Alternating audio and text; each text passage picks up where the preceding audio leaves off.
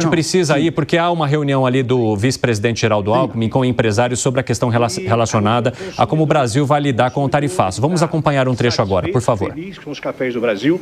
Nós, na semana passada, realizamos em Campinas o que foi considerado o maior evento do trade mundial. Tivemos presença de 35 países e mais de 1.000 pessoas. E ali nós já tivemos possibilidade de dialogar com a maior rede de cafeteria do mundo a respeito da tarifa, quando ainda era 10%, junto com o governo. E aí fica o nosso agradecimento ao governo por tudo que tem feito, não somente no Brasil, mas também no exterior. E o nosso papel é, como foi colocado aqui, dialogar. Também tive contato com outros importadores, os maiores americanos, e eles estão exatamente nesse sentido. É extremamente inflacionário para a população americana. Café não é produzido nos Estados Unidos, então não concorre contra o agro americano. E nós vemos com bons olhos, principalmente esse momento em que o governo nos chama para conversar e não tem sido diferente, não é por causa da tarifa. Como eu falei, abertura de mercado, viagem para o exterior, tive 30 dias na Ásia com o governo, então estou muito feliz de estar aqui e dizer para vocês, nós vamos achar uma solução e ela será benéfica para todos nós. Quer falar pelas frutas? Pode também, fala também aí, Bielão. Boa tarde a todos. Pavel Cardoso, presidente da BIC. Complementando os dados informados pelo Márcio, a BIC representa 90% de todo o consumo nacional, é responsável pela transformação da qualidade do café brasileiro. E complementando essa informação, o equilíbrio das duas nações no que compete ao café, o café representa 0,86%, mesmo sendo o maior produtor mundial, 40% da produção mundial é o Brasil que representa, e o ecossistema café representa pouco mais de 0,85% do nosso PIB. Em comparação ao PIB americano, o café lá naquele país representa 1,2% do PIB americano. 76% dos americanos consomem café, e a experiência que a indústria nacional em complementando com a indústria americana, que por lá também negocia esse equilíbrio da relação comercial Brasil-Estados Unidos, há todo um sentimento do setor de que isso seja resolvido. Nossos sonoros, pronunciados parabéns ao vice-presidente Geraldo Alckmin, ao ministro Fávaro e aos ministros que fizeram parte dessa composição e todos os pares que aqui sonoramente deram sua voz de que o ambiente é de negociação, de urgência e de curto prazo para a solução imediata e a manutenção das boas relações comerciais que o Brasil tem com o país americano há mais de 200 anos. Boa tarde, meu nome é Ibiapaba Neto, sou presidente da Citrus BR, associação que representa exportadores de suco de laranja. Bem, suco de laranja é um produto importante na pauta de exportação brasileira. 40% das nossas exportações tem como destino o mercado americano, que no último ano foi responsável por 1,3 bilhão de dólares em receitas. Nós temos uma complementaridade muito grande com o mercado americano, que do total que eles importam, 70% é de suco brasileiro. Então nós temos ali uma ligação muito forte, uma interdependência com as empresas americanas, que certamente estão bastante preocupadas, também cientes e atuantes nesse assunto. Extremamente importante a reunião de hoje com o governo. Agradeço ao vice-presidente Alckmin, ao ministro Fávaro, que têm sido aí apoiadores desta linha do diálogo que precisa permanecer. Ainda tem tempo para negociação, manter o pragmatismo e a gente tem confiança que a gente vai conseguir alcançar um bom resultado.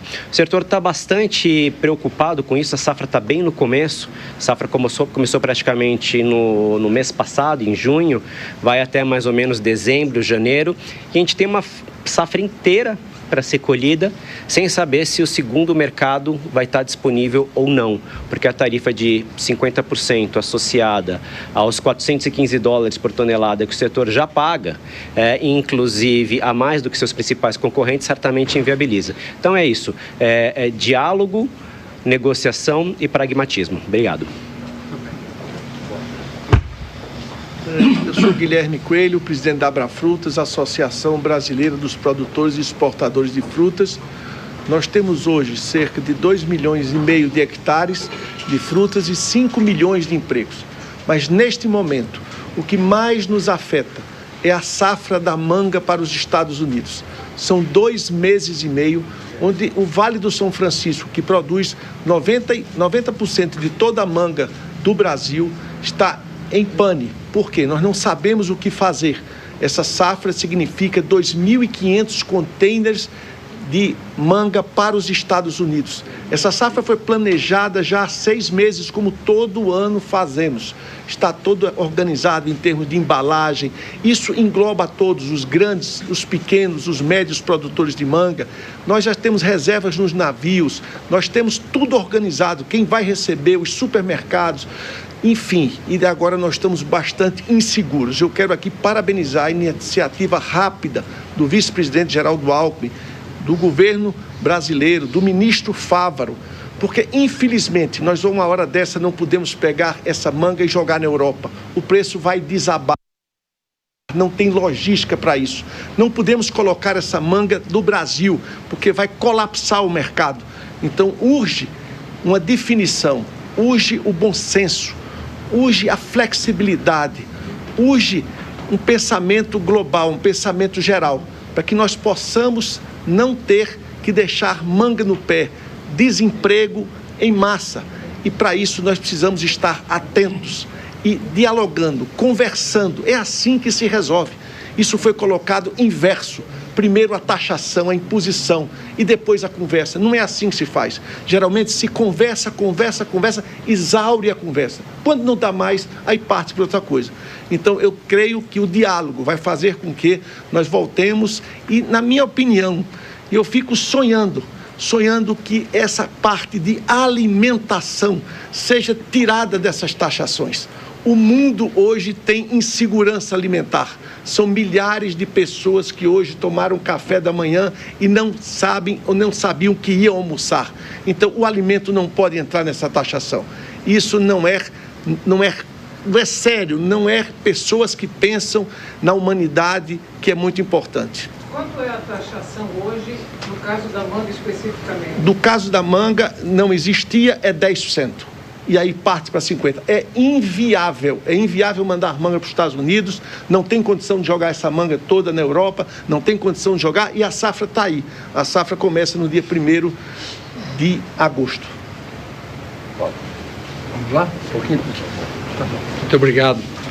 Obrigado à presença de todos vocês, agradecer ao nosso vice-presidente Geraldo Alckmin, que foi designado pelo presidente Lula para que a gente mantivesse, então, esse completo diálogo aberto para que a gente possa sentir na presença das entidades representativas do setor. Isso vai continuar acontecendo, as angústias e os anseios. Mas é importante trazer aqui a vocês, desde o primeiro dia do governo do presidente Lula, desse terceiro mandato, uma das missões dada ao Ministério da Agricultura, em parceria com o Ministério das Relações Exteriores, a Apex e o MIDIC, com o vice-presidente Geraldo Alckmin e a sua equipe, a ampliação dos mercados para a agropecuária brasileira. Isso foi feito de forma muito intensa, com o próprio presidente lidando a boa retomada da diplomacia brasileira, dos fóruns internacionais. O Brasil, liderando esse processo, gerou uma oportunidade de 393 novos mercados abertos para a agropecuária brasileira, além das ampliações. O que significa isso? Por exemplo, os Estados Unidos já era um mercado aberto para a carne bovina, mas só nos últimos anos é crescente. Do ano passado para esse ano, por exemplo, a carne bovina saiu de 220 mil toneladas, nos primeiros 6 meses desse ano, 190 mil toneladas. Chegaríamos a 400 mil toneladas.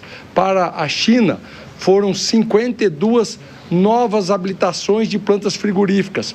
Isso tudo gera oportunidade de crescimento econômico, geração de emprego, e isso está reverberando na economia brasileira. A determinação do presidente Lula é que este papel agora seja intensificado, achar as alternativas para esta produção brasileira.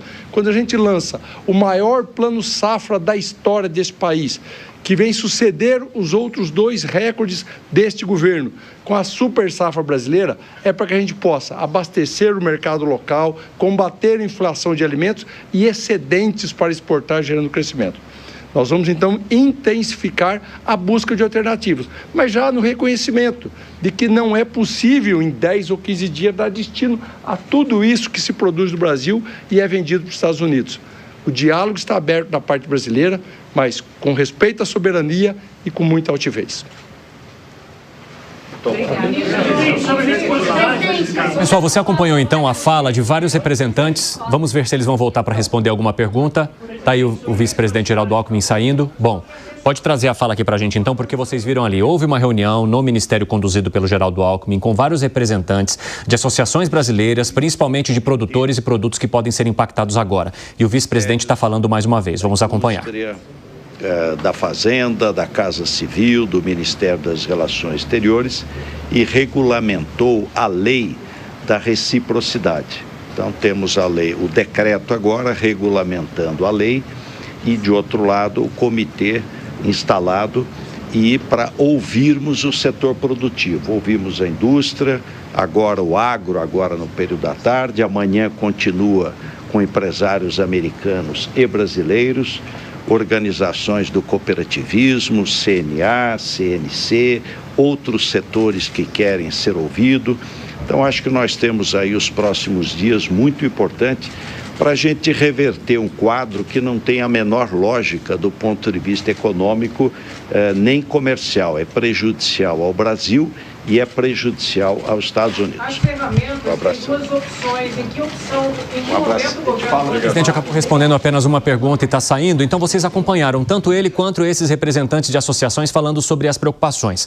E Fábio Piperno, eu quero trazer esse exemplo final sobre a manga. Porque Donald Trump está falando assim para muitas das autoridades brasileiras. Chupem essa manga.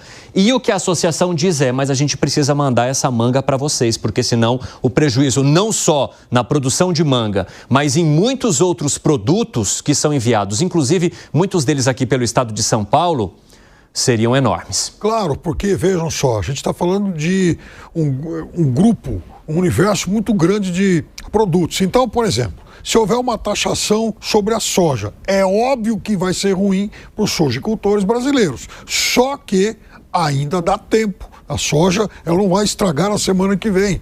Então, dá tempo para tentar se buscar novos mercados. Vamos imaginar uma taxação no milho. Uma taxação... E, aliás, a soja americana concorre com a brasileira em outros mercados também.